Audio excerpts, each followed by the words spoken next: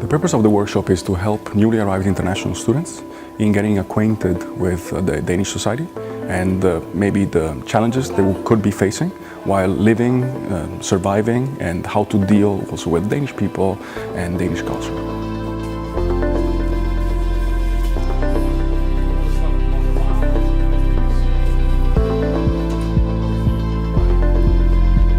We have a map of the world, so people position themselves according to the country they're coming from.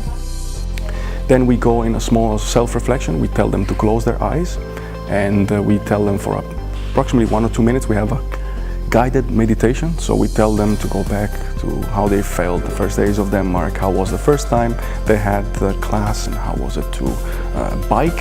So bringing them back memories and feelings that they actually felt the first days in Denmark. And then after that, we pair them up and we have an activity called mirroring. So I'm paired up with another person and I share my shocks. Shocks can be either positive or negative, it's up to them what they want to share.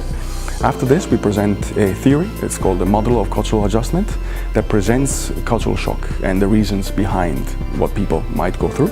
And we ask them to act. So we divide them into 4 different stages and we ask them to act out this theory. And after that, we close with a small conclusion, and we ask all the participants what they learned from today, what they will take home. Yeah, it's nice to see how you can adapt to a new place and see how you can do it differently. I learned that you should always share your experiences with people. Doesn't matter if they experience the same. There are many other fellow students have the same kind of experience like me, like facing a lot of culture shock first and then learn how to recover myself.